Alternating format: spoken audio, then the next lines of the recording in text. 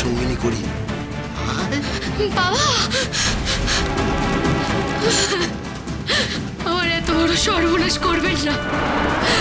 আমি সন্ন্যাসিনী, অনেক কষ্টে আমি অতীতকে কাটিয়ে এসেছি নতুন পথ, নতুন আলোর সন্ধানে। আমাকে বিপদগামী করবেন না।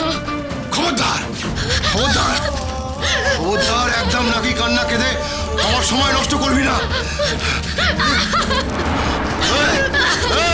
তোর আমার বেপদে যাওয়ার কি আছে রে? তুই তো অন্ধকার পথেরই প্রতীক। ওরে, স্বর্গের বেশ্যা মেনকা, তার সঙ্গে সহবাস করেছিল ঋষি বিশ্বামিত্র, জন্মেছিল শকুন্তলা, তৈরি হয়েছিল এই ভারতবর্ষ, এই ভারতবর্ষ। তুই তো আবার সেই খারাপ পাড়ার বেবুসে মেয়ে মানুষ। শোন আমার কথা, শোন আমার কথা, মন দিয়ে শোন। তোর সঙ্গে আমার মিলনে আর এক নতুন শকুন্তলা জন্ম নেবে।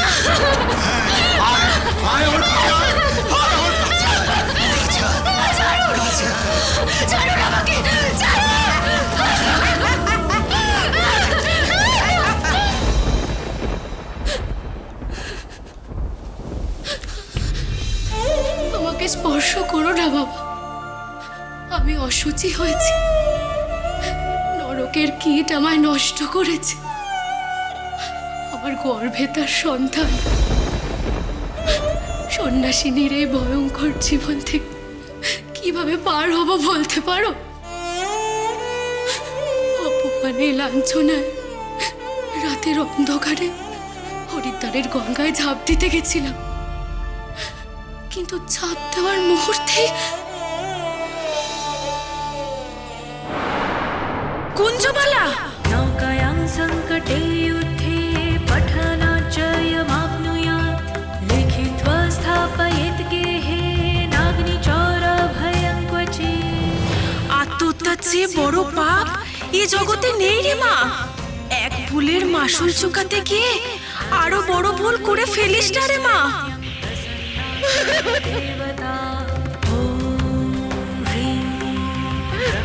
মাগো, আমার সর্বাঙ্গ যে পাপে ভরে আছে। আমার মতো পাপিষ্ঠার মৃত্যু বিনা গতি কি?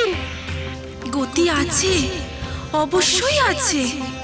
আমার সন্তান অন্নদাচরণ তোর থেকে বেশি দূরে নেই। যা, তার কাছে যা, সে তোকে শুদ্ধ করে নতুন সাধনার পথ বলে দেবে। অন্নদাচরণ? অন্নদা ঠাকুর? হ্যাঁ, অন্নদা ঠাকুর। যা মা, তার কাছে যা। আমি তোমাকে শুদ্ধ করে তোমার নতুন সাধনার পথ বলে দেব? কি আশ্চর্য! আমি তো নিজেই কিছু জানি না। তুমি জানবে না তো আর কে জানবে ঠাকুর?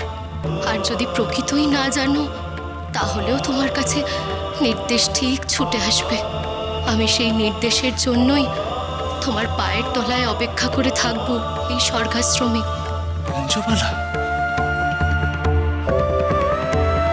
তোর এই কেসটা পাড়ার সবার সম্মুখে প্রকাশ পাইছে।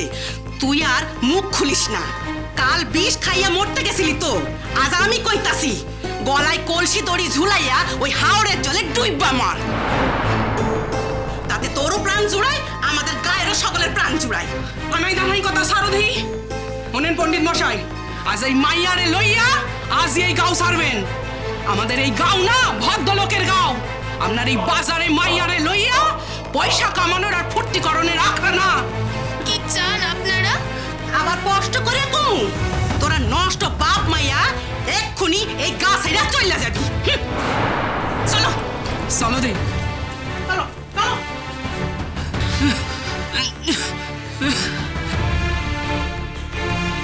এবার কি আমরা ভিতরে যাব?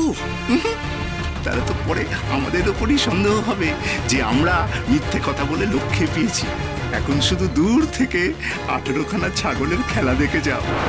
পাক দুটো বন্দি হলেই আমরা সামনে আসবো।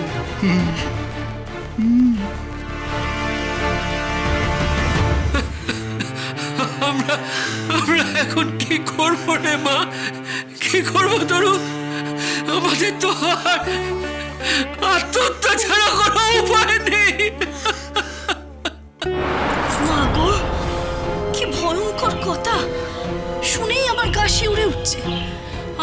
প্রতিবেশী তো আমাদেরও প্রতিবেশী পণ্ডিত মশাই। আমাদের অনেক বড় গ্রাম, অনেক গড় বাস, তাই হয়তো ওরা আপনার একটু কাছে থাকে। এত দিনের চেনা জানা সম্পর্ক যাদের সাথে, তারা এমন ভাষায় আপনার সাথে কথা বললো, এ তো খুব আশ্চর্যের ব্যাপার পণ্ডিত মশাই। এসব তৈরি করা কথা পিসিমা, এইসব নির্ঘাত মাতব্বরদের কাজ। মাতব্বররা নিশ্চয়ই প্রতিবেশীদের লোভ দেখিয়ে কিংবা ভয় দেখিয়ে এইসব কাজ করাচ্ছে। সেই জন্য ওরা কাল রাতে সবাইকে ঘর থেকে বের করে দিয়েছিল। আমার তখনই সন্দেহ হয়েছিল। কে কি করেছে তা আমাদের জেনে আর কোনো লাভ নেই। আমার মেয়েকে তো আর আমি বাঁচাতে পারবো না। আমার মেয়ের তো আর মার সম্মানই রইল না। এরপরে তো পথে গিয়ে দাঁড়ানো ছাড়া আর কোনো উপায় নেই। মণিমাদি, আমাকে বাঁচাও। আমার মনে হয় যত তাড়াতাড়ি সম্ভব আমার এই গ্রাম ছেড়ে চলে যাওয়া উচিত। হ্যাঁ বাবা, গড়ের ছেলের গড়ে ফিরে যাওয়াই ভালো। এই অশান্তির মধ্যে তোমার টাকার দরকার নেই। না না, ডাক্তারবাবু বাইরে বেরোলে তো অনর্থ হয়ে যাবে। কেন রে? উনি গ্রাম পার হবেন কেমন করে? সারা গায়ের মানুষকে তো মাতব্বররা খেপিয়ে তুলেছে। ডাক্তারবাবুকে সামনে পেলে ওরা যদি ওনার গায়ে হাত তুলে বসে। কিন্তু বৌঠান, আমি তো বুঝতে পারছি না আমার অপরাধটা কোথায়। একজন অসুস্থ মৃত্যু পথযাত্রী মানুষের সেবা করেছিলাম, এটাই কি আমার অপরাধ? সচিন্দ্রনাথ, এই আমাদের পল্লী সমাজ, হয়তো এই তোমার ভারতবর্ষ। কলকাতায় বসে তোমরা যে ভারতবর্ষের কল্পনা করো, তার সঙ্গে আমাদের গ্রামের ছবি মেলে না। শুনতে ভালো লাগে জানো, সুজলং সুফলং শস্য শ্যামলং মাতরম। শুনতে ভালো লাগে, বলতে ভালো লাগে, কিন্তু শ্যামলং মাতরমের ভিতরের কঠিন সত্য, নির্মম সত্য এইটাই। আদি শক্তি আদ্যাপি, সোম থেকে শনি সন্ধ্যে ৭টায়।